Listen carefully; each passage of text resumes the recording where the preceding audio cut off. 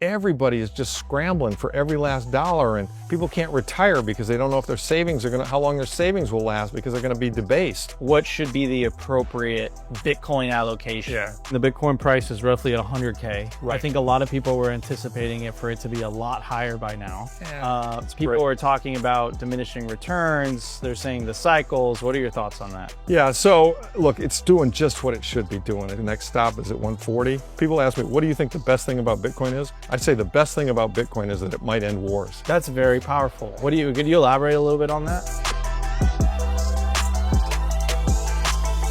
Hello, we're here in Miami Beach with the one, the only, legendary Larry Lepard. Larry, congratulations on your new book, The Big Print. Thank you. What happened to America and how sound money will fix it. What I said last time we were speaking about this is what impressed me is how fast you wrote this book. We ran into each other at Nashville conference and we were just having a conversation. I said, Nico, I'm thinking about writing a book. And 3 or 4 months later, here we go. What inspired you? What motivated you to do that? A little more than that. So the genesis of this was looking at a TV program with my wife in the spring and watching the blue team argue with the red team and getting incredibly mad and frustrated that nobody was talking about the core issue, right? And I hate all politicians except a few libertarians like Ron Paul. And what I thought was, they're just not talking about how to really drain the swamp. And the problems the country faces, in my opinion, are all driven by the unsound money, not all the other stuff. The other stuff is their problems for sure, but that's not the core issue. And I thought, nobody's really explained it well. And then I thought, well, no, people have. I mean, Safe's book is fantastic. Lynn's book is fantastic. Jeff's book is, but you know what? I give those to people and people bog down. They seem to be a little textbooky. And unless you're really deep into Bitcoin and this stuff, you can get lost in them.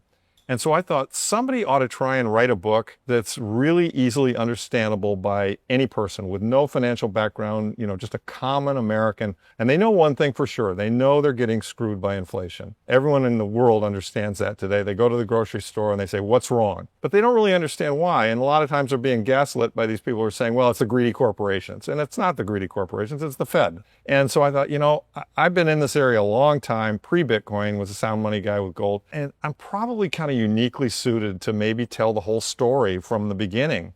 And so I wrote a book that I hope, my fondest wish for this book, Nico, is I want to orange pill the world. So I just decided I'm going to try and write a book that's easy to understand, but lays it out so that a common person will go, oh my goodness, I now understand why I'm getting screwed. And that's the bad news. The good news is I now understand what I can do about it. And so as you know from the book, it's in 2 parts. Part 1 is the problem.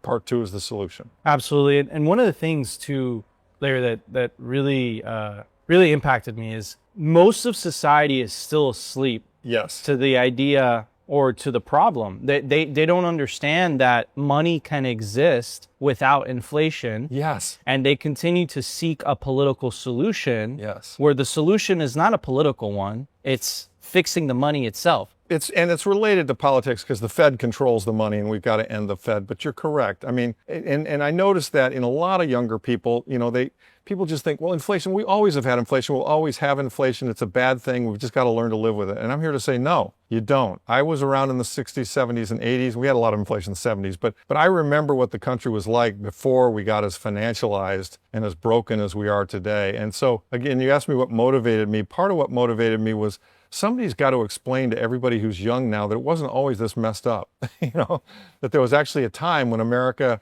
had other problems, but this wasn't one of them. If you think about the America that existed post-World War II, we were a great country.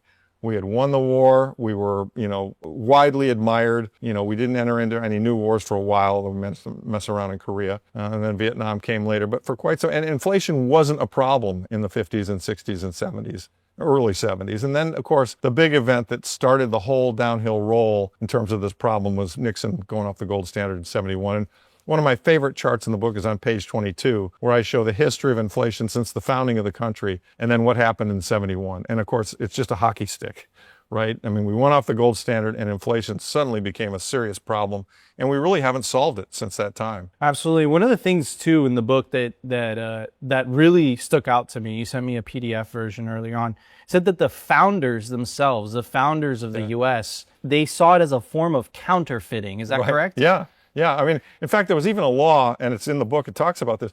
There was a law that said anybody who debased and counterfeited the currency would be punishable by death. And Edwin Griffin, in his book, The Creature from Jekyll Hyde, said, well, if we applied that law today, the Senate, the Congress, the Treasury Department, and the President would all have to be executed. And I just thought that was a great quote. But yes, I mean, they put it in the Constitution, Article 1, Section 8, where they said only gold and silver, sound money, can be currency. And of course, that's based on, they did that based on what happened when the first monetary default occurred. When we fought the Revolutionary War, they printed something called the Continental, and of course, the Continental hyperinflated. So they were very much aware of this problem. And the book talks about that entire history. And it's interesting, our forefathers understood this. And to be frank with you, the authors of the Bible understood this. I mean, they talk about honest weights and measures, and dishonest weights and measures are an abomination to God. I mean, monetary tomfoolery, it's been going on for a long time. And the people who can control the monetary system, they can make themselves fabulously rich. And that's what's happened. And I think that mechanism is poorly misunderstood. Yes, totally. There was a quote, you were quoting Rothschild, I believe. It says, "Give me control of the nation's money supply, and I care not who makes the laws." Exactly. Could you explain, Larry, and let's make this an educational thing, Sure. right? And people are, I'm assuming a lot of people are going to watch this one. What is the Federal Reserve? Yeah, sure. So the Federal Reserve got created in 1913, and it is the body in the United States that controls the supply of money. It's our monetary authority. It's a private corporation. It's actually owned by the member banks. But it's a funny beast. It's kind of private and public because it was created by Congress, and Congress theoretically oversees it. I mean, if Congress decided tomorrow to vote to end the Federal Reserve, they could. But of course, the Congress is wined and dined by the Fed, and the Fed has convinced Congress that they're absolutely essential to the well-being of the country, which I would argue they're not. But the Federal Reserve controls the money supply through the issuance of currency, and they were theoretically formed in order to balance out, swings in inflation and deflation and so on and so forth. And those were occurring pre-Federal Reserve. But frankly, they weren't as severe or as big as what happened after the Fed got created. So the Fed got created in 1913. We immediately went into World War I. They immediately violated their charter, and they started printing money to finance World War I. And between 1916 and 1920, the price level in the country doubled. Okay, so huge inflation based on paying for the war. And, that created a lot of societal problems. We had the Ku Klux Klan came back big time. We had all kinds of race riots in a number of major cities. We had enormous labor strikes, et cetera. I mean, imagine, you're a worker in 1916 and you're making a certain wage, and then, basically 6 years later, everything costs twice as much, and your wages haven't kept up with it, which is kind of what's going on now, right? And so the Fed is this body that controls the issuance of the money supply. And as Milton Friedman said, money is always a monetary phenomenon. So a society, produces goods and services. Doctors provide a service, people make widgets, those are goods. And the dollars that we have are they are claims against the goods and services, and the price we pay for them balances the claims against what's provided. If you suddenly decide you're going to double the amount of dollars in existence, which is what happened in World War II, the price of everything doubles because the same number of people, you didn't double the number of goods and services, you just double the number of dollars, and so the price goes up. And this has been the continual and recurring pattern, Nico, that basically the federal government has caused average American people to suffer because anytime the banks get in trouble, and the Fed was created to backstop the banks, it was a cartel of the banks, really. Anytime the banks got in trouble, the Fed prints the money to bail them out. And it looks like, that's what they should do and what they must do, although I talk about the alternatives. And in fact, what it does is it increases the cost of gasoline, it increases the cost of food. So more or less, we all pay for the Fed's mistakes and for the bank's mistakes. And it's terribly inefficient, and it's terribly unfair because the bankers and the wealthy people, there are wealthy people in this country, who are smart, and they actually know how to make inflation work for them. We call them quintillionaires, and that's whole other thing we could define. But the bottom line is, smart people know how to borrow money cheap and buy assets that pay more. And so with inflation, they actually get richer. Whereas people who are working for a fixed wage, their wages don't go up as fast, and they actually get poorer. And it's very, very unfair. And America was built on the concept and the promise of fairness. And it's being violated. And it's been violated for a long time.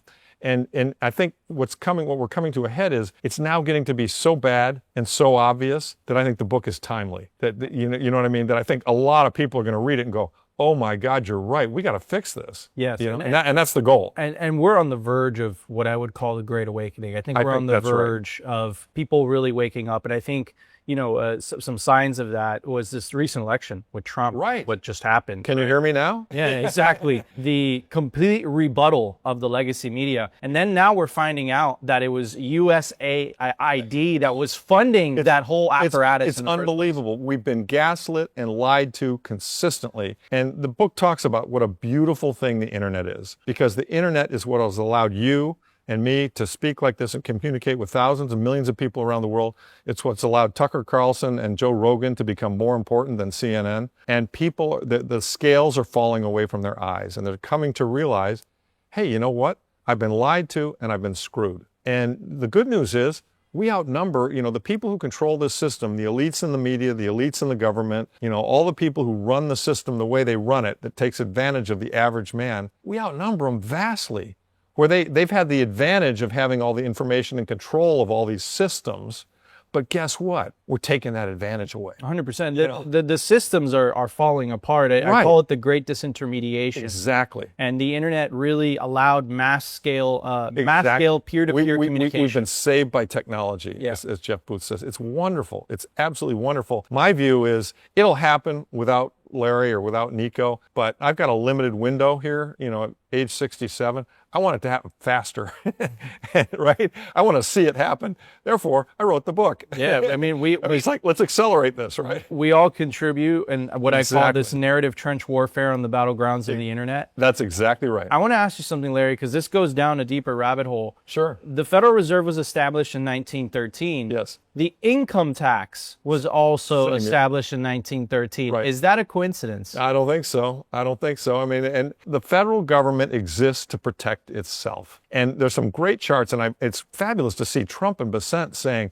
1870 to 1913 was a really prosperous period. And they're right, because we were on a sound money standard, the soundest money at that time, which was gold. And if you go back and you look at the revenues, this country didn't have an income tax pre-1930. This wasn't a bad country from 1789 to 1913. It was a pretty good country. Where did all the revenue come for the federal government? From tariffs. So, people say, hey, Trump is tariff man. Well, it might actually make a lot of sense. Let me ask you something, Larry, and you were alluding to this earlier.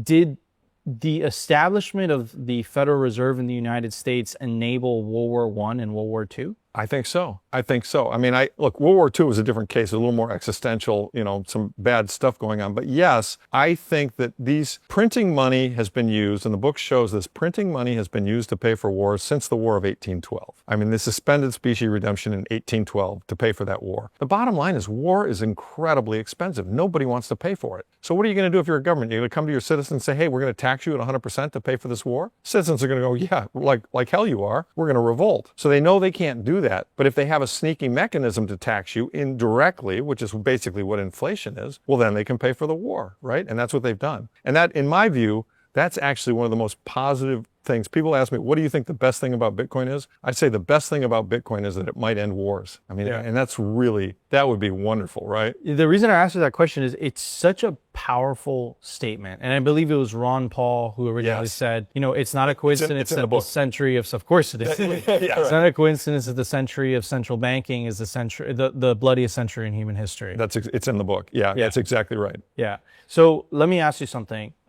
What is your take on, because I think from a historical context, right? Initially you had Trump going in 2016. Right. And he was the outsider candidate. Correct. And then they did everything in their power to stop this guy. Absolutely. The lawfare, the assassination, that election was quite interesting in 2020, to put it nicely. Yes.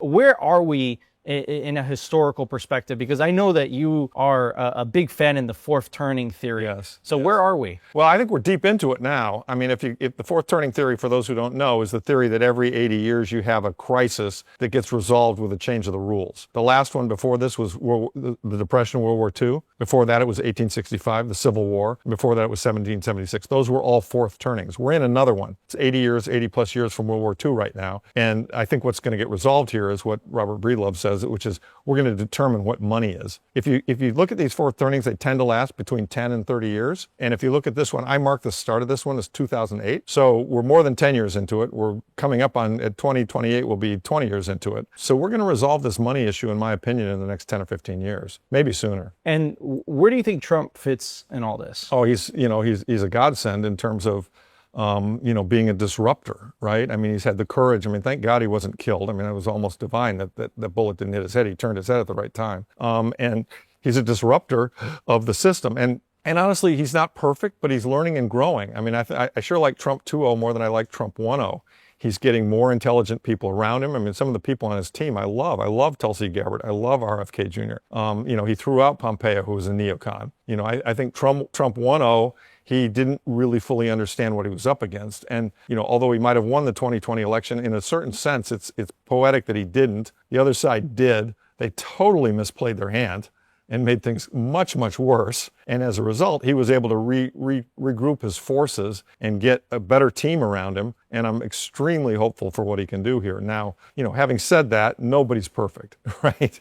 I mean, when I saw, and I just have to say this, because for the record, when I saw Melania coin and Trump coin, I was like, oh man, come on, dude.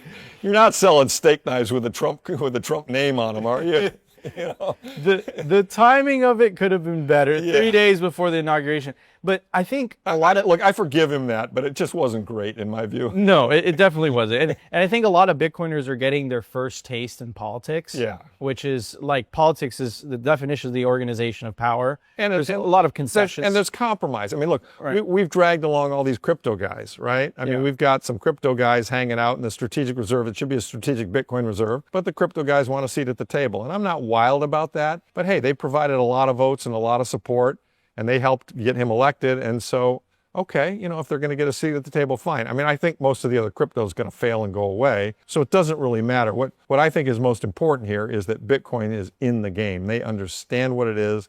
We got the Loomis bill that might have a chance of passing. They're clearly going to hang on to the 200,000 coins they have, and hopefully they're going to stack more. Absolutely. And one of the things also that stuck out to me through this whole very historical occurrence is that if they just, and you were saying it earlier, if they just let Trump take a second term, right? I don't think that would have created this mobilization of our industry to throw our hat in the ring into politics. That may be true. Bitcoiners didn't want to get into this. We were forced into this because of Operation Choke Point 2.0 and all the hostility because of the Biden administration. I think Trump and the Republican Party saw that as an opportunity to get votes, and they jumped on it. And it was great. It worked. Look, we'll ride that. It's good. It works. Yeah. But it's almost as if it was divine, the whole thing. Right? It really is. You're looking at this, and then the way he moved his head, like you said, like, Oh yeah. No, I mean, I'm a little spiritual, and I got to tell you, when I thought about writing this book, I feel like I got tapped on the shoulder. It was kind of like, hey, you know what? You should write this. Look, this is probably going to be my 15 minutes of fame, right? I think this book might go viral, and if it does, I'm going to thank my lucky stars, and more importantly, thank what it'll do, what I think it could do for the country. And I was just very well positioned. I mean, I've been suffering with the sound money thing for a long damn time. I think you and I have had this conversation before where, being a gold bug was no fun for the last 30 years. Yeah. And then all you guys came along and it's like, holy shit, the reinforcements are here. I'm fired up. This movement is alive and well. It's alive and well. I mean, when I had 30-year-olds quoting von Mises to me and they'd read the Bitcoin Standard, I was like, all right, this is good. I mean, we might actually end up winning here, right? I got Marty telling me we're going to win, and I'm like, we're going to win. Yeah, exactly. I mean, it's obvious. Yeah. We are going to win, right? Yeah. So it's good. It's good stuff. What do you think about the strategic Bitcoin reserve and the implications of it? It's huge. I mean, it's nation state because it could lead to nation state FOMO. I mean, as an example, I was at MENA. I saw Eric speak. I saw Manafort speak, and I heard from the Bitcoin Policy Institute guys that basically other states are watching what we're doing. That the Saudis, Oman, and UAE are all stacking, and they were literally saying, "Are you guys okay with us announcing this?" And the response from the Trump administration is, "Sure, after we do." We just want to go first. And so if the U.S. is stacking coins, that becomes a strategic imperative for all of the countries to consider. I mean, you now know that China has to think about it. For sure. Russia has to think about it. China's pretty averse to it. I think Russia's smart enough. I mean, I think Putin gets it. I think they're probably stacking coins. It is the most, it's what Saylor says, it's the most pristine form of capital in the world. And it's destined to become the base layer of money, in my opinion, because of its technical superiority. And as a result of that, it's a complete first mover game. I mean, you get it at the price you deserve. And so the sooner you figure it out and get it, the better off you are. And Max is better off than I am because he figured it out at $1.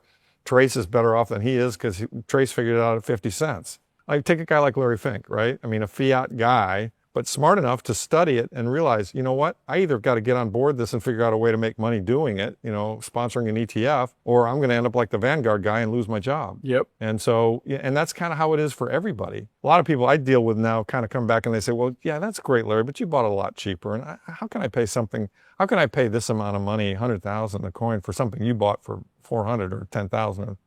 I bought a lot at 50. But my response is, here's the paradigm. It's a critical state problem. The monetary system is the Titanic. And I got a lifeboat. I'm on the I paid 400, 5,000, 10,000, 50,000 for my lifeboat seats. Here it is to you. You got to pay 100,000. Do you want a seat or not? And, if I'm right, and if the system does fail, which I think it might, you're going to be damn glad you bought a seat, even if you have to pay 100,000 for it. Of course. I mean, it's I remember Jack Mahler's the way that he said it. It's like basically saying the year is 2025 and you refuse to use the internet. Right. It's right. Or Manhattan real estate, as Saylor uses. And the whole concept of, I'm not going to buy because this person bought earlier than me. That's an ego test more than anything. Correct. Right? Correct. Well, and also, as I say, the critical state thing is important because once, there's some good charts in here that show adoption curves, and cell phones, all kinds of things. So this is a new technology. It's being adopted. We're entering the steep part of the curve. And so do you want to be an early adopter or do you want to wait? Because the difference is going to cost you a lot in terms of price. It's a critical state issue because another analogy I like to use is the avalanche analogy. At some point, fiat currency is going to fail, in my belief, in my opinion. So which snowflake is going to cause the avalanche to break loose and have it fail? I don't know. But there's no do-over. You know what I mean? You don't get to say, oh, I'm sorry. I kind of wish I'd gotten out of the way before that avalanche, broke loose and came down and smothered me. What does that look like, Larry? Like when fiat fails? Because I feel like that is ugly. It is ugly. It is ugly. I'm assuming you've heard of the book Mandibles. It's in the book. Right? There we go. Yeah.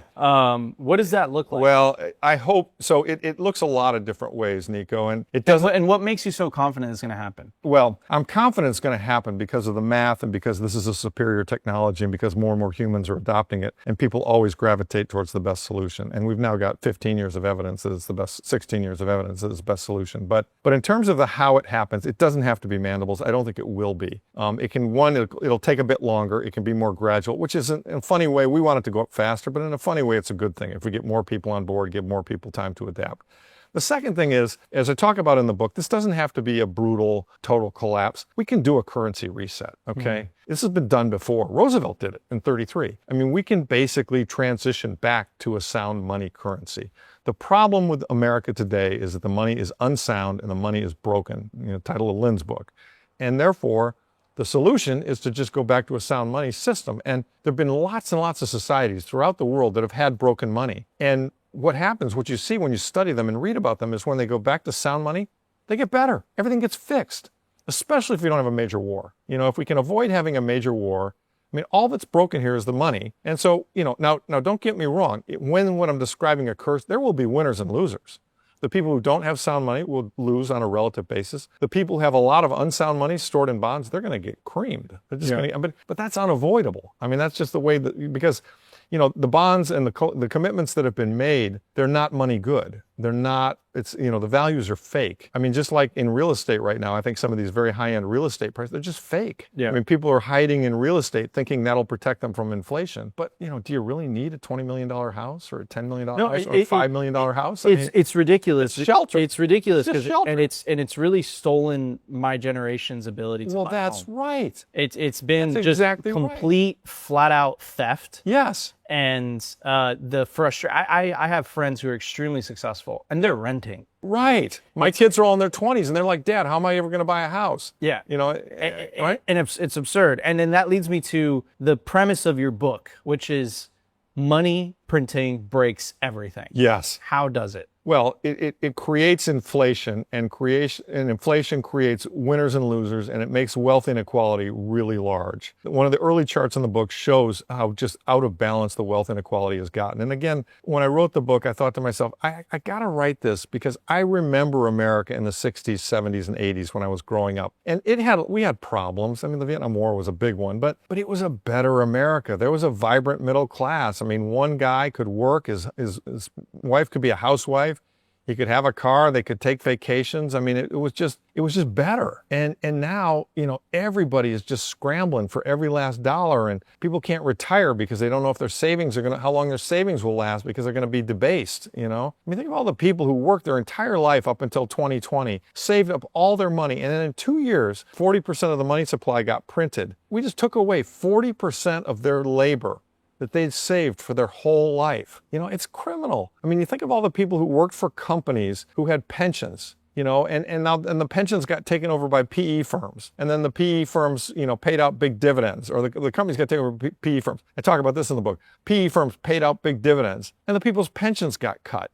I mean, America has become an enormous criminal money grab by the people who are at the top, the rich, and the laws are written to favor them and protect them. And so when anything goes wrong, they get bailed out. Silicon Valley Bank. I mean, Bill Ackman cries like a baby, you know, that the banking system will fail because he probably had deposits at Silicon Valley Bank. And so we bail it out, which is in direct contravention of the Dodd-Frank law. And that happens over and over and over again. And I document the cases in the book. I mean, it's just unfair. I mean, we used to have usury laws. When I was young, my parents would get credit cards. The maximum interest rate on a credit card was 10 or 20%. The average interest rate on a credit card is 25%. I mean, the mob would blush. So if you're rich, you can borrow money at the Fed funds rate or sometimes below, but close to the Fed funds rate. If you're average, if you're a normal American, you got to pay 25% to borrow money from the credit cards. I mean, come on. No, it's just, you know, come on. I mean, it's just right.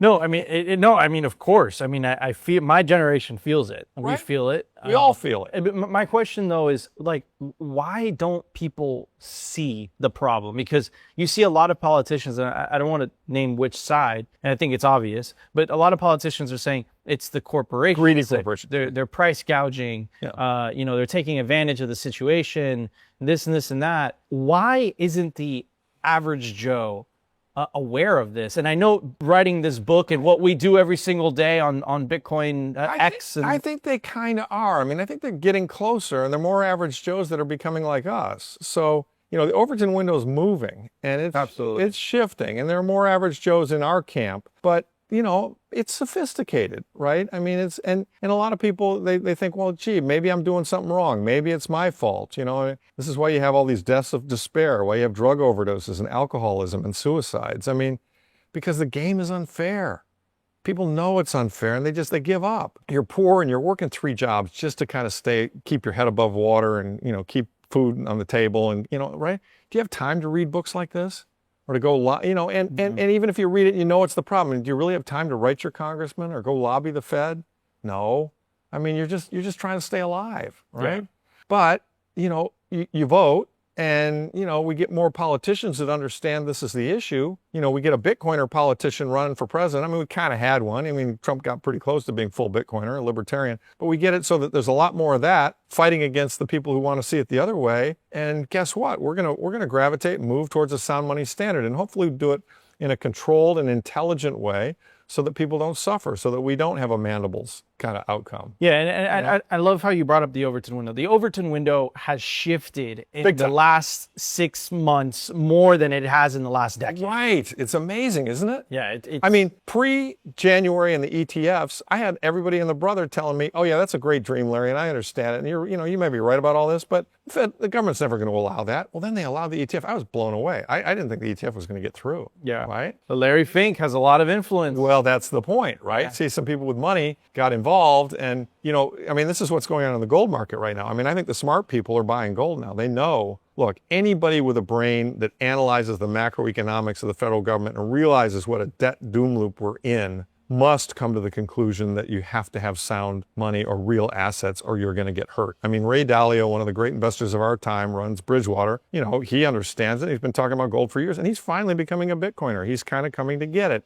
And everybody will come to get it eventually because it's obvious. It's obvious and it's compelling. I noticed that about Ray. I saw Right? I saw the news on Next. Guys, I want to tell you about our sponsor, BitcoinWell.com. It's the best place to build your automatic self-custody Bitcoin stack. What makes Bitcoin Well different is that it's a completely non-custodial platform, which means as soon as you buy Bitcoin on Bitcoin Well and the funds clear, they go straight to your self-custody Bitcoin wallet address. Enable your independence today with the fastest and safest way to buy Bitcoin in Canada and the United States. Head over to bitcoinwell.com to get started. I do want to ask you about the debt doom loop. I want to double back to that. But before I get to that, I want to get your thoughts on the recent news of Elon supposedly tapping on Ron Paul to audit the Federal Reserve. God, I love that. I mean, Elon's nuts, but I like some of what he's doing. And wouldn't that be great? But here's the problem.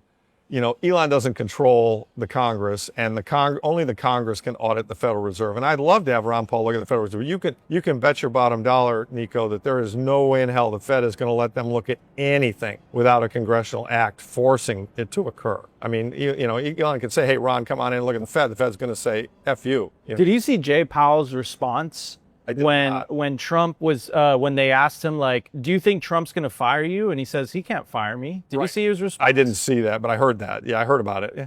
Arrogance. What Blatant arrogance. Is this not a government agency? It is. Well, what he's relying on is the law, and the law says that only the Congress can fire him. And yeah, it is. That is the law. That's technically the law. So you know, and I mean, here's the thing. It's going to be really hard to get a Congress to vote to fire him. I mean, you know, Loomis and some, you know, there are people in Congress who would fire him, but there aren't enough of them. You know, just to give you an example, a good anecdote from the book, Judy Shelton is a gold person, and she's been around for a long time. She's got a PhD. She's very well known, and she advocates for going back to a gold standard. Ron Paul we all know her. She's a lovely lady. And in the first Trump administration, Trump recommended that she become a member of the Federal Reserve. You should have seen the reaction. Oh my God. There was a letter with like 130 signatories from the Congress, the Senate, and major economists saying, you know, that her views were ill-timed, dangerous, and ill-considered. Danger to democracy is my favorite. Yes, right, exactly. And I mean, this is a woman who just said nothing more than, I want the money to be sound, I want savers not to get ripped off. And she's dangerous. So we got a ways to go before Congress is going to let anyone audit the Federal Reserve. I believe it was a Breitbart quote, but it was basically along the lines of politics is downstream from culture. Yeah. So the way that we really shift the Overton window, the way that we really get Congress on our side is to win over the culture. And how do we do that? One book at a time, right? One X post at a time, one video at a time, exactly. Really winning over the hearts and minds of individuals. Exactly. One of the things too, Larry, that I found in your book that I found quite interesting that perhaps people are not aware of. I would say that money printing and this fiat system that we have today gives capitalism a bad name. Oh, absolutely. And what you describe is that we don't live in a free market society. We don't live in a capitalistic society. We live in a Keynesian state capitalistic society, also known as crony capitalism. Correct. Could you describe what that is? Yeah, sure. So the insiders in the system have an enormous advantage in two respects. One, we grant them cheap access to capital from the Fed, and two, we backstop their mistakes. It's just that simple. So that a Ken Griffin, you know, can put on the basis trade on the S&P 500, and when his trade is tits up in March of 2020, which it probably was, Ben Bernanke, who is corrupt and is an advisor to Ken Griffin, the rumor is he gets paid $20 million a year, can make a call to Jay Powell and say, you got to give a swap line to Citadel, or else Citadel's going to go BK. And if Citadel goes BK, the whole system will come down. And that's always been their defense, okay? I mean, Silicon Valley Bank failed. Too big to fail. Too big to fail, therefore we have to print the money, and printing the money bails out the bad actors. So the banks, the backstopping the banks, which is what we originally did in 1913, basically said, you guys don't have to play by the rules. You can have tails, you know, heads you win, tails we lose. And so in whatever event they do, they're going to get bailed out. And so that's crony capitalism. I mean, Warren Buffett backed Salomon Brothers and Goldman Sachs in the GFC when he knew it was bankrupt. Everybody knew it was bankrupt, but he put in preferred stock with, great conversion terms and everything else at the same time, knowing the government would bail it out. And then it got bailed out. And of course, he made a killing on it. There's a story in the book that's one of my favorite stories, and people are amazed when they read this. And that's, again, something I bring because I've been around for a long time and I watched all this go down. The chairman of Morgan Stanley's wife was able to borrow during the GFC. And Matt Taibbi, it's not just me saying this. Google Matt Taibbi, Real Housewives of Wall Street, Rolling Stone. And it used to be under behind a firewall or a paywall. It's not. You can get it for free now. It's an amazing story. John Mack's wife borrowed $220 million from the Fed, non-recourse at 0% interest rates to buy troubled assets. So what does that mean? That means they gave her $220 million of purchasing power where she could buy distressed assets in early 2009. And if they went up in value, she would get to keep the profits. And if they went down in value and the loan defaulted, the Fed would eat it. So, that's crony capitalism. It's nice to be John Mack's wife. It's nice to be the chairman of Morgan Stanley and get that kind of a deal. You can't get that deal. I can't get that deal. But the people at the top can get that deal. This is incredibly, incredibly broken. It's financial criminal behavior. And it makes sense why you're telling me this and just having all these thoughts like going head through my spins, mind. Right? It's a million miles. No, it makes sense why they resisted Trump as much as they did. Of course they did. He's a threat to their system. He knows all this. And he wants to shut it down. I know all this. Lots of people. Ron Paul knows this. So lots of people know this. And what they've done to date, and I'll let you finish. Ask the question. What they've done to date is they've thrown us into the conspiracy nut basket. It's not working so much anymore. Oh no, it's not. Yeah, because the conspiracy shit's coming true. But I've been called a tinfoil hatter, all that stuff. But guess what? It's turning out that we're right. Yeah, absolutely. Larry, I just want everyone to understand, what is the unintended consequences of specific people getting specific deals like you just mentioned? Like, what is the unintended consequence of her essentially receiving free money, because that's the way I'm interpreting it? Right, it is. Well, that free money, one, adds to inflation. Two, makes her rich versus everybody else. And that inflation is why we all pay more for food and gasoline. And that's really, but it's subtle because it's spread out over millions of people. Yeah. So it's hard to say, well, Jilly Mack's deal cost Nico this amount of dollars. Yeah. But the pattern is there, and this is the book lays that pattern out over and over again. It's insidious because the number on that $100 bill does not change. Right. And you're looking at your account. The number is not changing. No, it's the it's what it'll buy. Yes. It's very sinister. That's why eggs are $11, a dozen now or something. Yeah. There are other issues with that with birth control, but it is very sinister, and it's gotten worse. Yeah. There's a great chart in the book that shows the wealth inequality. 1% of the country owns 92% of the wealth. Right. That's crazy. 1%. So it's nice to be the rich in this country, and they live like kings. But guess what? They've done that at the expense of everybody else. So, sadly, I understand the complaints of a Bernie Sanders. I understand them. It is an unfair system. He's right. His solution is just wrong. Yeah. The solution is not to tax these people. The solution is to make the playing field level. Yeah. Right? And let's talk about that, right? So it's massive wealth redistribution via currency debasement. Yes. So lower and middle classes get impacted the most because they don't have the means to save in assets. Right. And the wealth is or borrow cheaply.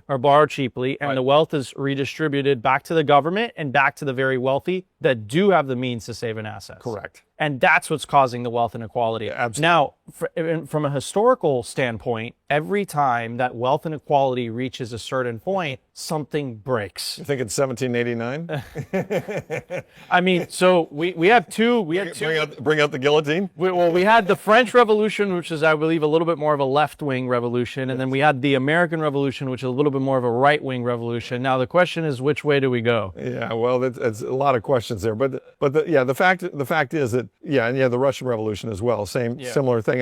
The fact is that, when a society gets this broken, bad things can happen and it can go the wrong way. Look, the left would love to, just tax the hell out of everybody and issue universal basic income and make us all live at the same level. And that's not right either, because it doesn't provide the right incentives for people to work hard and to reward, good behavior. The thing that I find so sad is that capitalism is a system for bestowing great prosperity on mankind. And if you study capitalism from 1789 to 1913, you look at my grandparents' life, you know, from 1913 even to 1970, you look at how much living standards and, you know, health and equality, I mean, it was just so fantastic in a solid capitalist system. I mean, you know, and I talk about, everyone says, well, deflation's a bad thing. I mean, we had deflation all throughout the 19th century, and yet people got richer and people got wealthier and lives got better, and the average man could afford a much better life. And now it's the other way around. I mean, we're seeing, you know, for the first time in a long time, you know, lifespans in America are starting to shorten. Yep. You know, which is a sign that the society, something's not right. Yeah, and that's also something that you mentioned in the book as well, Larry, is that you mentioned that it summarizes itself. Money printing breaks everything. Everything. And one of the things that you mentioned was health. Absolutely. Could you explain why that is? Well, yeah, I mean, because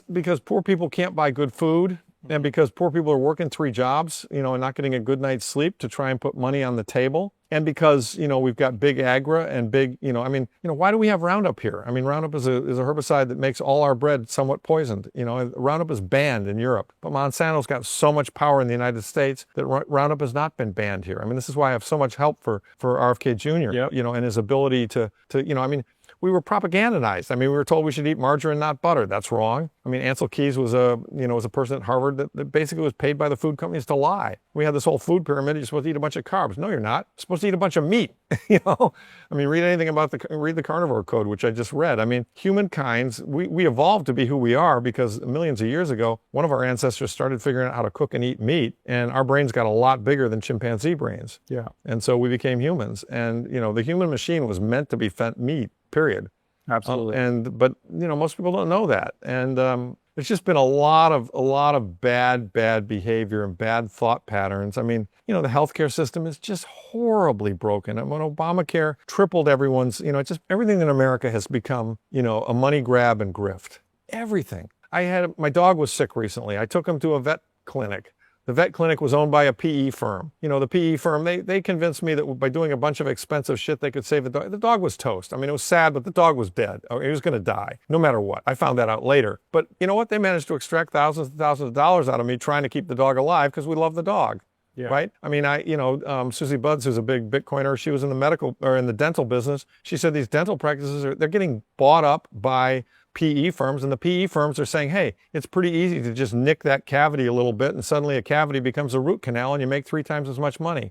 Why don't you guys do that? So, you know, advice to everybody listening, make sure your dentist is an independent, honest practitioner, not part of a PE firm-owned dental practice where they have an incentive to actually make you sicker so they can charge you more money. I mean, that's the kind of sick shit that's happening. Yeah. It's horrible. Yeah. It's absolutely horrible. You know, and it reminds me of the whole architecture of fiat, and something that I really appreciate about Bitcoin is Bitcoin is an aligned incentive structure system. Yes. So you're holding Bitcoin, Michael Saylor's holding Bitcoin, I'm holding Bitcoin, and we're all talking about Bitcoin, but we're all benefiting from Bitcoin going up. We're all on the same team. And the pleb that's holding 0.01 BTC from a percentage basis, he's benefiting just as much as all of us. You know, you're working for me, Michael Saylor's working for me, Jeff Booth and Lynn, everybody in Bitcoin is working for everybody else in Bitcoin, and nobody has an unfair advantage because it's a mathematical protocol.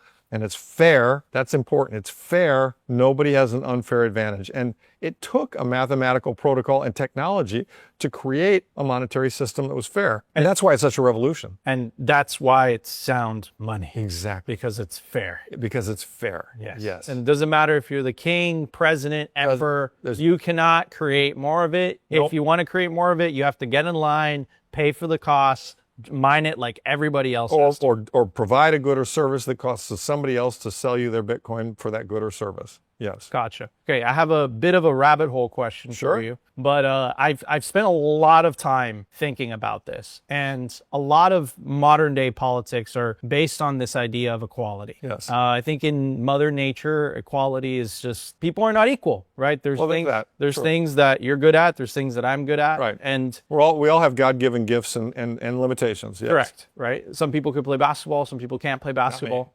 but the a lot of modern politics is based on this idea of equality. And the way that they reach equality is via wealth redistribution. Right. There's two mechanisms. There's direct taxation. There's only so much you could do there. And then there is taxation via currency debasement. Right. Now, the rabbit hole question that I have for you is, does the modern left need the money printer to be a viable political philosophy? I think they do. I think they absolutely do, because they buy votes effectively. They buy votes. And I think it's very important that there are people who strive for economic equality. And there will never be total economic equality, as you point out. Some people are more gifted, they contribute more, they earn more. But what you can get, in my belief, in an economic system, is you can get economic fairness, where the playing field is level. The referee is fair. The referee is not saying, oh yeah, you're Bill Ackman, when your bank fails, we'll bail you out and cover your ass. Oh yeah, you're Joe, lunch bucket, working average American.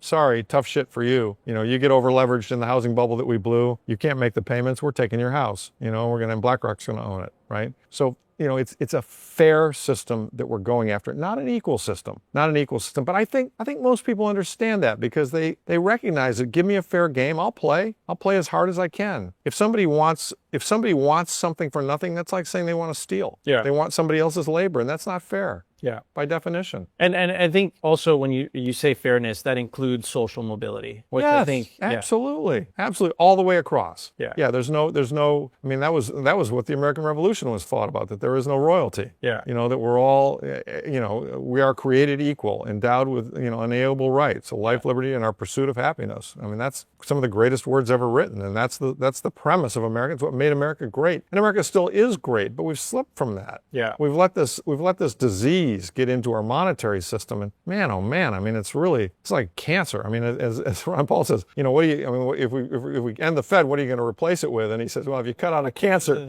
what do you replace it with? The answer is nothing. Sound money.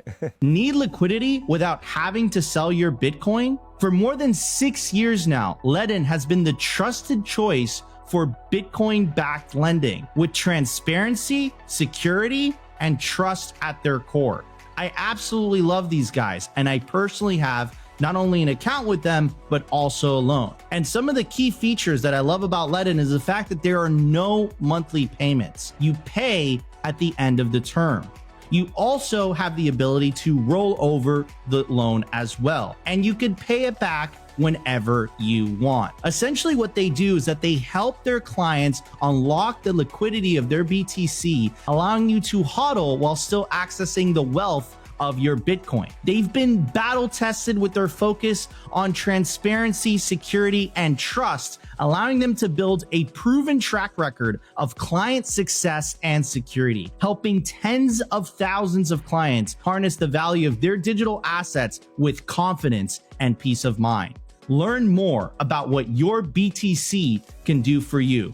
Check out ledin.io today. Larry, you're a very successful guy, right? I've had ups and downs. You have very impressive, credentials. Well, I went to good schools. You went to Harvard, I believe. Yeah, Harvard Business School. What motivates you to write this book at 67 years old? Yeah. You've succeeded in life. You've traveled the world. You're going to the biggest Bitcoin conferences. Yeah. You're going to Michael Saylor's 100K party. You're talking to the brightest minds in the world. What motivates you? My grandmother's voice in the back of my head. That's very powerful. Could you elaborate a little bit on that? Just saying, do what's right. Okay. Just saying, give back and do what's right. She was deeply religious, and I've been given these gifts. The education, the intelligence, growing up in a upper middle class family. I've seen how broken this is, and I've seen people hurting from it. And I thought, someday I'll be dead. I want my kids and my grandkids to say, hey, that guy did it right. That's very powerful. Wow. I gotta take a moment here. Yeah, sorry about that. No. I don't generally get emotional, but you kind of hit a hot button for me. Yeah, it's wow. So let's talk a little bit about the middle class upbringing, because I think that's something that has completely been gutted because of essentially the fiat system. How will Bitcoin bring that back? Well, it'll create fairness across the board. People won't have to worry about money. People will be able to retire again. It's just going to be a fair world. It's going to be a better world. We're all going to benefit from this technology. There's so many great things happening in the world, Nico. I mean, think about what technology has done. I mean, think about all the benefits we've had. Think about how TVs and, I was saying earlier today, I remember being in college as a freshman and long distance calls were expensive. So I got to talk to my parents once every week for 5 minutes because, that was all I wanted to spend on long distance phone calls. Well, your phone calls now are effectively free anywhere in the world, right? This is the benefit of technology. That's coming to all of us. So all of our lives are going to get much better as a result of the technical innovations that we're seeing right now, okay? But to make sure they're fairly distributed, we got to have a fair system, or else the guys at the top are going to keep raking off, all of their piece. And benefiting at the expense of the rest of us. And that's what's going on Absolutely. now. So, I mean, I know, and I think you feel this way too. And if you talk to Bitcoiners, I mean, I'm so hopeful and so optimistic and so positive. I mean, I watched my dad retire with some money, not a lot, some money. By the time he passed, he was down, it had whittled, its purchasing power was gone. I mean, I have 80-year-old friends, 70 and 80-year-old friends who are still doing work. They have money, they have their houses paid for, and they have savings. And they're like, well, I don't know how long I'm going to live, and I might run out of money, given how inflation is eating me up, right? So you can't really retire in this system safely. You know what I mean? Yeah. I mean, just having that, just knowing that your purchasing power was going to be preserved, it's a very powerful thing. Do you think, Larry, do you think that, because you've identified one of the things that I appreciate about the gold bugs, right, and the whole gold movement is that you guys really started this, the whole idea of sound money. Yeah. And you guys really identified the problems very accurately. Where do you think gold came up short? So politically, they figured out how to neuter it. I mean, right? How did they do that exactly? Well, paper gold, going off the gold standard, fractional reserve banking. I mean, it's a long litany of tales. A lot of it's laid out in the book, though, so you'll get a picture of how they did it. But gold failed. I mean, it's hard to verify, it's hard to transfer, it's heavy. You can cover tungsten and gold. I mean, there've been fake gold bars. It just didn't work. And we moved to a system of ledgers and credits, and we moved to a fractional reserve banking system that basically allowed the banks to create money at will. And so what happened is they got way ahead of the gold supply, and the money effectively became unsound. Now, Lynn would argue that had to happen at an engineering level no matter what. And she may be right. I would argue that there were places where politics intervened and shoved it ahead. The biggest one being 71. I mean, Nixon had it. I mean, a lot of people say, well, Nixon had to do what he did. And that's not true. Nixon could have let the gold price float. We would have had gold as a neutral reserve currency, and we would not have had the inflation that we've now had. We would not, we could have maintained Glass-Steagall as an example, and the banks wouldn't have been able to pull off 2008 the way they did. Yeah. I mean, so there were two pieces to it. There was politics, and then there was some of just the development of technology that kind of left gold in the dust. I mean, once the telegraph got developed, I mean, before that, gold was shipped overseas. I mean, the Pony Express originally, watch Butch Cassidy. I mean, they were blowing up the trains that carried the gold with the payroll. Do you know what I mean? I mean, gold was money, and you had to move it around for final settlement. Well, you had a telegraph, and suddenly you could start keeping a ledger. So a lot of reasons gold failed, but it did fail, and the failure accelerated a lot with the futures and with actually with Bill Clinton and Rubin and Larry Summers. There was an article a paper that Summers published called something's paradox, Gibson's paradox. So in order to get reelected, Clinton figured out that if they could mask the price of gold going up, they could create inflation and not have it look inflationary. The bond vigilantes wouldn't know what was going on. And so Rubin, who was an ex-gold trader at Goldman Sachs, figured out how to create a lot of paper gold. And so, right now, and what's going on as we speak is that the LBMA is having trouble making deliveries, which would maybe argue that we're close to the point at which the LBMA blows up. And that's because those of us in the gold camp know this. We believe there are as many as 100 paper claims for an ounce of gold for every ounce that really exists. That's right? crazy. So think about that. That's a game of musical chairs where if everyone with a paper claim came and said, hey, I'll take it. I'll take the ounces, please. Thank you very much. The ounces wouldn't be there. Not at today's. Instead of a bank run, it's a gold run. It's a gold run. Yeah, and just to give you a sense of how much fiat we've created, there's another good chart in the book done by my friend Brent Santiago, a really great chart. So there was a time in the 70s when you could actually take the U.S. money supply and you could divide it by the 261 million ounces of gold that we theoretically own, and you came up with a $35 reference price. That was true back then. If you did that same calculation, I've said this many times, if you did that same calculation today, took all of the money supply outstanding today, divided it by those 200, gold would need to be at $89,000 an ounce. Okay, gold's at, 2,900 right now. So it's a long ways away. The point there is we've created a lot of paper gold. Absolutely. And it's also, its physical characteristics make it very difficult for you to withdraw. It's hard. I mean, you and I don't trade in gold anymore. I mean, it's, it's pretty and it'll eventually. I have to admit though, and I'm a millennial, I do own gold bars. Good for you. And they feel really good in your hand. Attaboy. I got a bunch of coins and I got a bunch of silver coins. Silver has a lot of utility. It's stock to flow sucks and it hasn't gone up as much as gold and it's being demonetized. But I tell you where silver in a mandible scenario, silver would be very valuable because most people know what a 1 ounce silver coin is worth. It's $30. And so, there's a couple of chickens or some eggs or maybe a tank of gasoline or whatever. Yeah. I mean, if the credit cards aren't working, I'm guessing there'll be people who, farmers and others who will say, yeah, you can pay me in silver. Absolutely. I'll take it. 100%. Does Bitcoin replace gold? Do you see it reaching the market cap of gold? Do you see it reaching the market cap of gold very quickly? Yeah, I do. I mean, it's actually arguably a lot closer than people think. So the market cap of gold right now is about $18 billion. The market cap of Bitcoin is about $1 trillion. My market cap of Bitcoin, as we know, is about 2 trillion, round numbers. But if you think about 18 trillion of gold, really only about a quarter to a third of it is in bars and coins that you and I can buy. So about a quarter of it's in antiques and in museums and antiquities. So, we're not going to go melt down the gold in the British Museum, right? It's staying there. About a quarter of it's sitting in central banks. Actually, a little less than a quarter. And then the balance is around women's necks in, in India and China and here. I mean, it's jewelry. And by the way, if it gets high enough, I mean, you're going to see women, selling their gold jewelry. I mean, $89,000 an ounce. I'm guessing there's some bracelets that'll get turned in.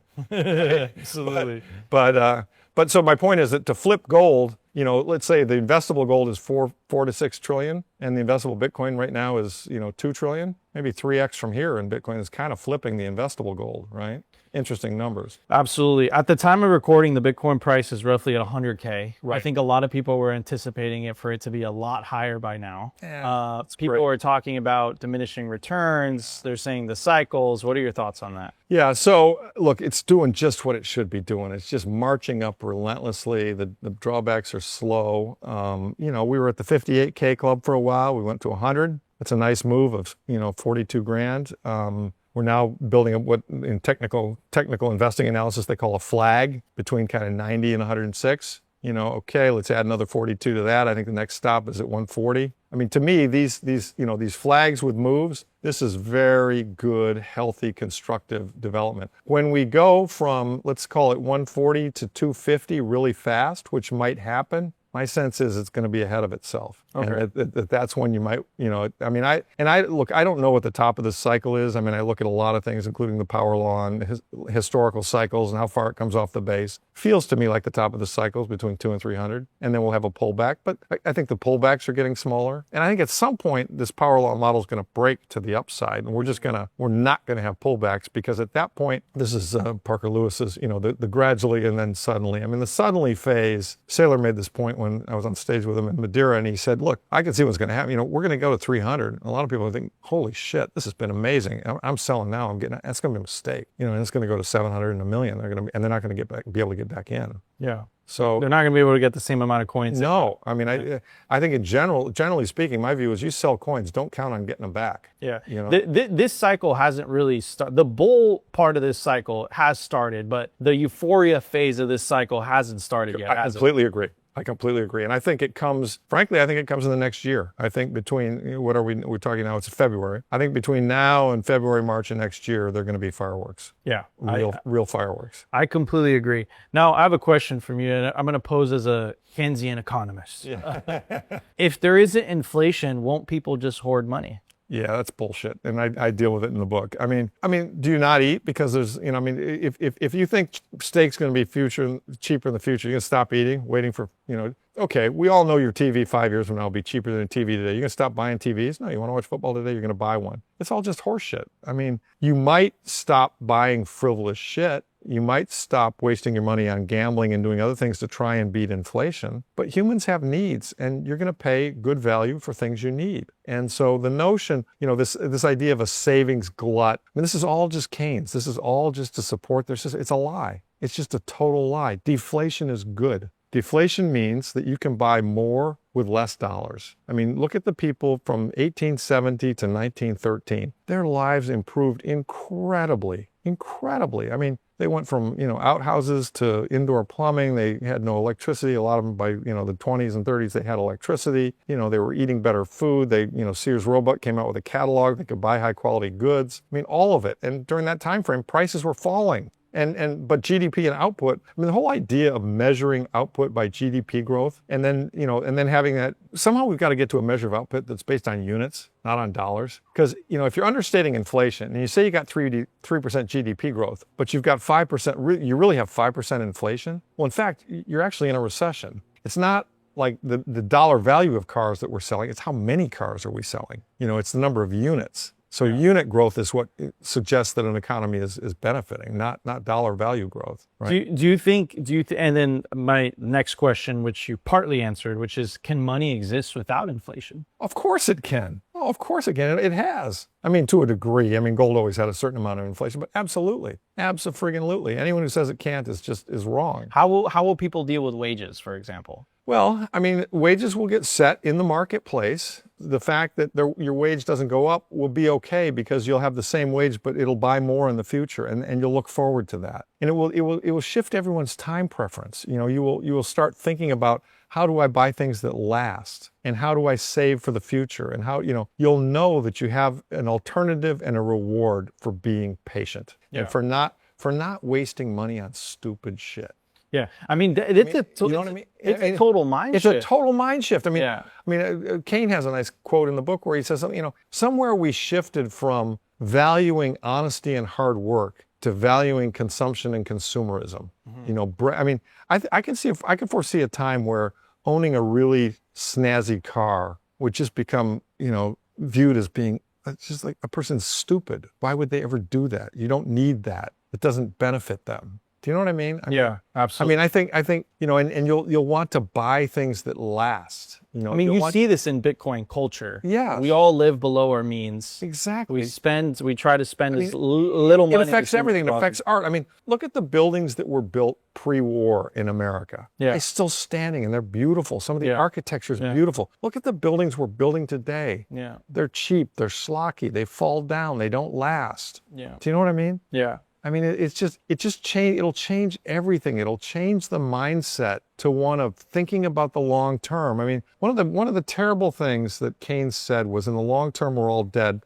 which is kind of like a party on, Garth. Let's, screw the seed corn, screw your relatives. Yeah. And in fact, the right way society should work is for parents and families to want their relatives to be better off them, to want to save, to invest in their education, to invest in giving them a legacy, to invest in giving them a future. That's what's good, not partying and leaving them nothing but debt and, what we've left people now. Of course, fast times, right? Yeah. Let me ask you something, Larry. Yeah. Another part of your book, right, where you brought up America's moral decline. Yes. What came first? Was it the money experiment that led to the moral? Because if you look at history and you look at the Roman Empire, there's a lot of similarities. They track really perfectly, don't they? Yeah. So what came first? Man, that's a chicken and egg question. You know what I'm saying? Was it the degradation of the money? Because I think like what a lot of people forget to understand is that money plays such an integral part in the human experience. Absolutely. Everyone touches it. What happens when that money is broken? When that money is corrupt, you could make a very good argument that it breaks something spiritually about you as a human being. That's what I believe. But I think the money breaks and then the spirit breaks. But that leads to, there's each incremental step, and the steps just got worse and worse and worse. And, like as an example, when we were on the gold standard, I mean, they suspended the specie payment in 1812. The money broke, but they fixed it and they got back on the gold standard, and, things were okay again. And we had a lot of experiences like that, including the Civil War, where they printed greenbacks. But, we kept going back to what we knew, which was sound money. And the bimetallism wars were fought over that. All the free silver guys wanted less sound money. All the gold guys wanted sound money. And we stayed with sound money. But then, the Fed came along and it backstopped the banks. And then, and it just, the snowball got really, really rolling, later on. I mean, if you look at the history of America, I mean, the monetary system was never perfect, but it was better than it is now. Absolutely. By definition. Yeah. Yeah. No, it's a very kind of interesting phenomenon. Like you can they go hand in hand. They go hand in hand. Yeah, I mean it is chicken and egg. I mean, is it good? And it's kind of like each one of them is a top this. Do you know what I mean? I mean, derivatives, right? For example, I mean, Phil Gramm lobbied to change all the derivatives law, which allowed Enron to vaporize $78 billion worth of assets. Do you know what I mean? And she was on the Enron board, and she was getting paid, $1 million a year to sit on that board. I mean, it's just, again, insiders changing the rules, doing stuff to benefit themselves, breaking the money, right? Yeah. So, Larry, early on in the conversation, I want to double back to this. You talked about the debt doom loop. Yeah. What is that? Yeah, okay. So let's talk about the federal government's finances, right? The federal government collects taxes, and the federal government has expenses. And some of those expenses are very much locked in. Social Security and Medicare are kind of set on autopilot, and they adjust upward with CPI. Some of the are more discretionary, like defense, but frankly, it's pretty locked in as well because all the defense contractors have Washington by the throat. Basically, these things are costs that we endure. And by the way, one of the biggest wastes of federal spending, in my opinion, in the last 20 years was all the wars post 9/11. I mean,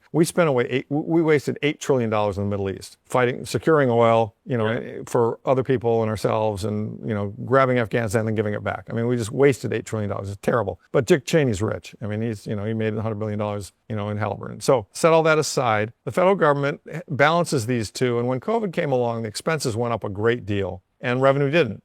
And so the deficits really widened out. And one would have thought the crisis was over, they'd cut back the expenses, but they didn't. And so we started running bigger deficits. Well, as you know, when you run a deficit, it has to be financed. The government has to figure out a way to pay for the deficit. So what do? They issue debt in order to have the cash to make the expense payments that they're making. So that debt gets added on to the national debt, which has been growing incredibly quickly, as we all know. And that debt needs to be serviced. There's an interest cost to that debt. And so the bond market, which buys that debt, pays that interest. And the bond market is comprised of savers who want to buy debt to get an interest rate. They're trying to conservatively save money and get interest on it. And so what happens is, as the debt gets bigger and interest rates go up, the interest cost of the government goes up a lot. So the interest cost of the government 5 years ago was $400 billion a year. Right now we're running at $1.4 trillion a year. Well, last year the deficit was $1.8 trillion.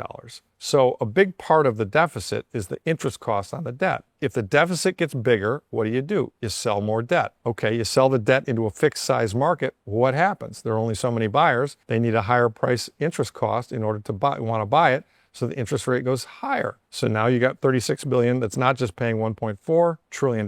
Maybe they're paying $1.8. Well, that's going to get added to the deficit. Well, how are you going to finance the deficit? You're going to issue more debt. Well, the more debt gets, and it becomes a doom loop, right? Bigger deficit, more debt issuance, higher interest rates, bigger deficit. Can't stop this train. Nothing stops this train. Right. And I got permission from Lynn to use that as a chapter. I mean, there's a chapter called Nothing Stops This Train, which was a brilliant meme, by Lynn Alden that describes that process. And so Doge comes along, and, rightly so, and I applaud all of their efforts. They are going to try, and they found some really stupid expenses. They're going to try, and they will. They will cut expenses. But here's the thing, Nico. They've got a really, really hard task, okay?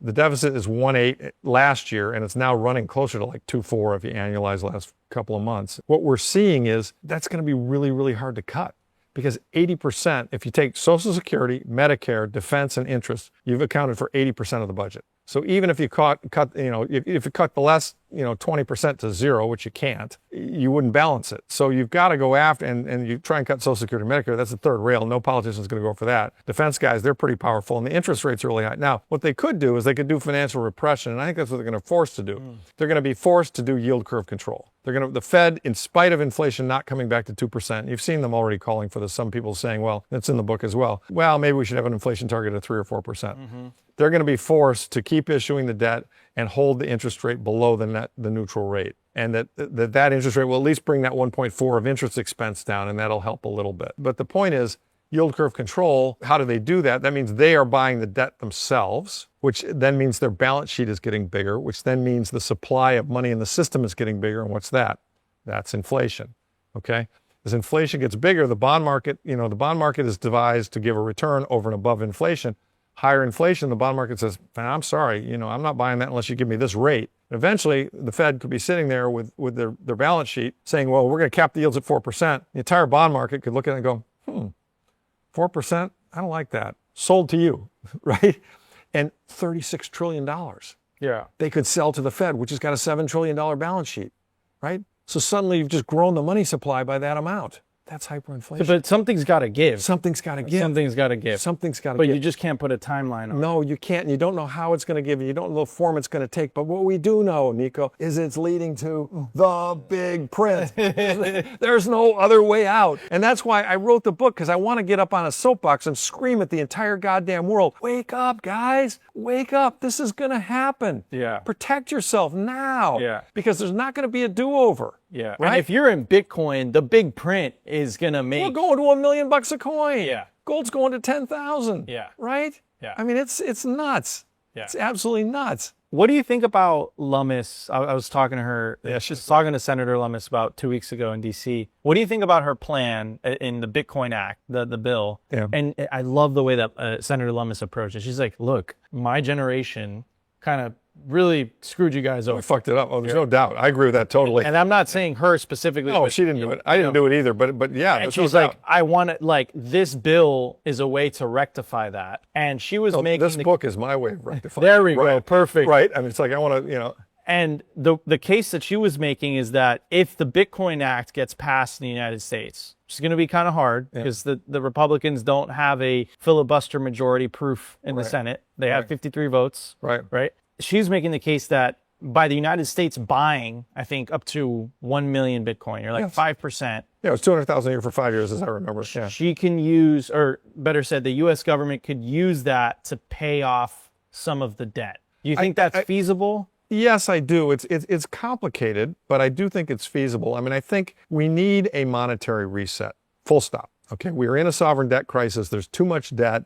There's not enough GDP. We need a monetary reset. Okay, how that takes form, this is brain surgery. This is complicated. Okay, and I don't have the answer, and I don't think anybody has the answer. But what it does mean is it means you've got to go back to some form of sound money as the base layer. Bitcoin is the right choice. Gold is inferior, but it's a better choice than fiat. Okay, and yes, if we start buying Bitcoin, that's going to shove the dollar down.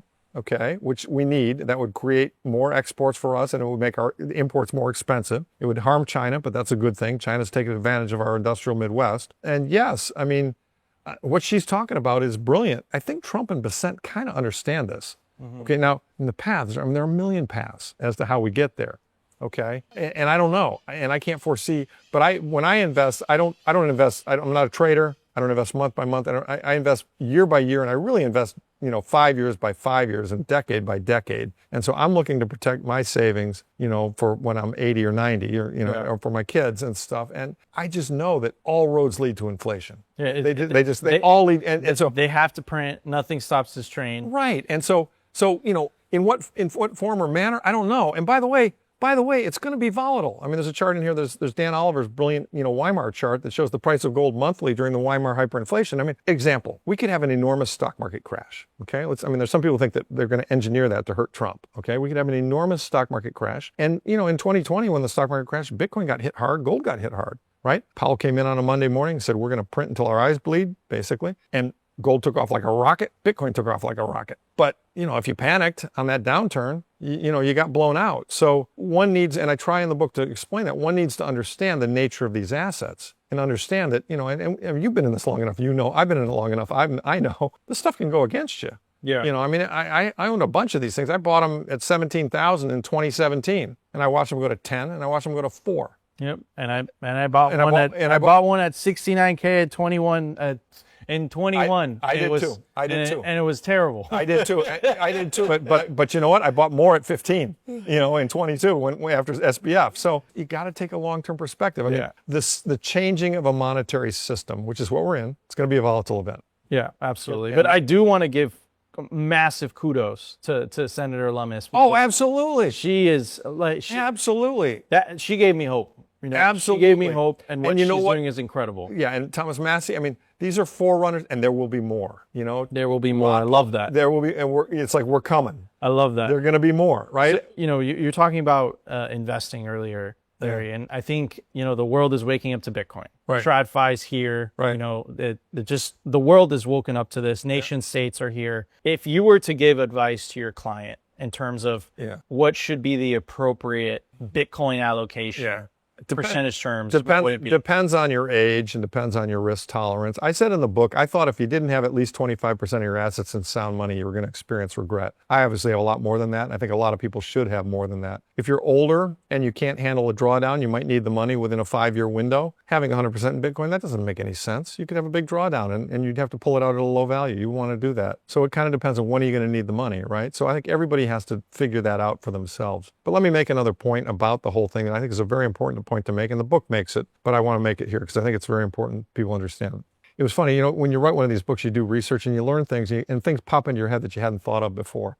Investing, you know, and so there are a lot of rules of investing. They're tried and true. They've been around a long time. There are a lot of great books written. Graham and Dodd, you know, they're brilliant. There are thousands of brilliant investors, millions of brilliant investors who've done well over the years. And it's very seldom that the rules change, but the rules have changed. And let me describe that. The rules have changed in the following way, Nico. We now have investments dominated by Metcalfe's law. Metcalfe's law says that the network grows in value at the square of the underlying number of users. So I was trained, you know, at business school to invest in things based on multiples of cash flow and growth and PEG ratios and all the standard stuff, Sharpe ratios, all that stuff. And therefore, when the internet came along, and I invested in the internet, and I benefited from the growth of that, but like I was looking at Amazon and I was looking at Facebook and I was looking at Google, and I could never get past the valuations. I put valuation tests on these network businesses. I said, they're too expensive for what they are. They don't have enough profits to justify this valuation. I missed it, okay? Here's what happened. Amazon, since its IPO, is up 218,000%. Yeah. Google, since its IPO, is up 9,000%. Facebook, since its IPO, is up like 2,000%. General Motors, since its IPO in 1916, is up like 400 times, okay? It's great. It was a great investment, okay? If you held GM through all those years, you did fine. My point is, it's only 20 years the internet's really been active since, right? In 20 years, because I consider the broad internet usage was 2000. It started in 95, but broadly it was 2000. So we're 24 years into the internet, and you've got network businesses that have gone up thousands of percent. Yeah. This is different. Yeah. This is a really different set of rules, okay? Yeah. That trend isn't going to stop. No. Yeah. So what does that tell me? I want to invest in network businesses. Well, or network things, right? What's the biggest network thing right now? Jesus Christ. It's obvious. Right? Yeah. Yeah. It's just so obvious, right? Yeah. I mean, I think it's very important for people to get out of that traditional investing mindset and think in those terms. Absolutely. Yeah. Final question for you. Yeah. What's that? What are you the most excited about for the next 5 years in terms of Bitcoin? Well, I'm really excited to see all of us winning. And I'm excited to see Bitcoiners winning, and I'm excited to see new people coming into the fold. And, you know, I've told some stories. I mean, I was in a Whole Foods in Framingham, Mass. in December. I was walking around. There was a guy in northeastern Massachusetts. There's a office supply store called WB Mason. They deliver. They have trucks. There's a guy in there walking around with a WB Mason uniform on. So he's a delivery man. Walks up to me and says, "Are you Larry?" And I'm like, "Yeah." And he says, "Dude, I've been watching your videos for 5 years. I started stacking 5 years ago. I got a pretty good stack." He gives me a big hug. He says, "You changed my life. You saved my life." It's the guy who drives a truck. Yeah. Okay. And I'm kind of like, oh man, we need more stories like Yeah. that, right? Yeah. I want that story repeated 1,000 times. I love that. You know what I mean? That's what I'm helpful for. The other thing I would say that my biggest and longer term, my biggest hope for Bitcoin is that it ends the wars. Yes. It's just people and innocent people in faraway countries have gotten killed for no good reason. Fix the money, fix the world. Fix the world. Guys, go get Larry's book, The Big Print, What Happened to America and How Sound Money Will Fix It. Larry, this has been an absolute honor. Oh, well, no, it's Thank my you so honor much. to sit with you. I really enjoyed it, Nick. Appreciate Great it. questions. Yeah. Thank you.